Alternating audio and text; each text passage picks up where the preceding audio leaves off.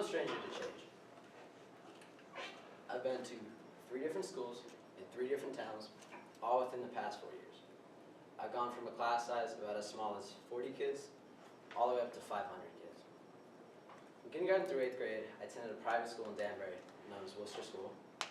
Then I left to enroll in my local public school, starting in high school, which is Richfield High School, which is about 2,000 kids, which is a lot bigger than Worcester's 300.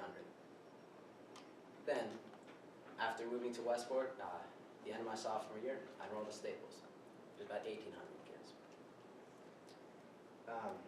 Worcester always felt too small, especially with the average class size around 40 kids. And while some aspects of the smallness are nice, such as you get to know your teachers and your classmates very well, I'd always want to be part of something bigger. And it just wasn't for me. I want a larger school with more students, a broader course catalog, and more competitive sports.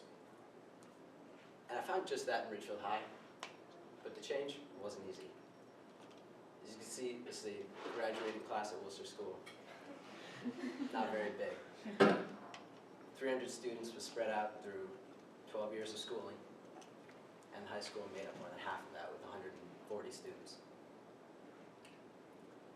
Then I went to Richfield High, which was 2,000 students, quite a bit bigger. And the change was not easy. One of the toughest things was going from a class size of 40 kids all the way up to 500 kids. It was what I wanted, but it was difficult at first. I also got lost a lot.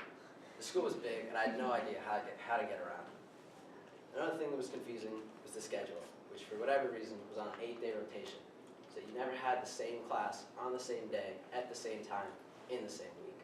I don't know why, but it took me a while to get used to. And I don't think there was a single incident in the first week of school where I showed up to class on time.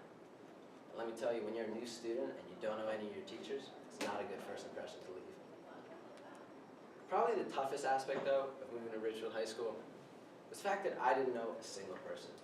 There wasn't a single person at that school whom I'd been previously acquainted with. The hardest part was walking into the school on the first day and seeing 2,000 students before me, and I didn't know a single one. Now, this may sound like anyone's worst nightmare, but I can promise you it wasn't all that bad. And by the end of September, I loved Richfield High School, and I was really happy there. So how did this change come about? Well, I kept the little things consistent. What I mean by this is while everything changed around me, I stayed the same, and I made sure certain aspects of my life stayed the same to make this change as easy as possible. And the first way I did this was by continuing Latin. Now, Latin I had taken from 6th grade through 8th grade at Worcester School, and I loved it. I thought it was a cool language, I was interested in the history, and it was more intriguing to me than Spanish or French. Richfield High School offered probably around 10 languages, ranging from Mandarin to Arabic. And while these would have been cool to try, I decided to take Latin and continue it, because it was something I knew I was good at, I knew I wouldn't have to change, and I knew exactly what I was getting into, even before I went to school.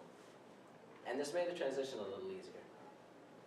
The second thing I kept consistent was my favorite sport, which was tennis, which I played since adolescence. In fact, a large reason of wanting to go to a public school was so I could continue the sport at the competitive level. Worcester had a tennis team, but it was much more of a social endeavor. For example, as a 6th grader, I tried out and made the varsity tennis team, which should say a lot. At Richfield High School, I immediately expressed my interest in the tennis team, and it did make the transition a lot easier. A lot of the captains and players even reached out to me, offered to hit with me, show me around the school, and introduced me to a few people. And that made it a lot easier, as I already had some friends who I shared a common interest with. Spring came around, and I tried out for the tennis team, I made it, and it was a great experience for me, and it did make the transition a lot smoother. The last aspect that I kept consistent, this may sound aesthetic at first, but it was actually very important to me, my wardrobe. Going to a private school for kindergarten through 8th grade, where dress code of collared shirt was mandatory, I'd amassed a pretty preppy wardrobe over the years, and I couldn't have worn whatever I wanted at Richfield High. There was no dress code, but I didn't.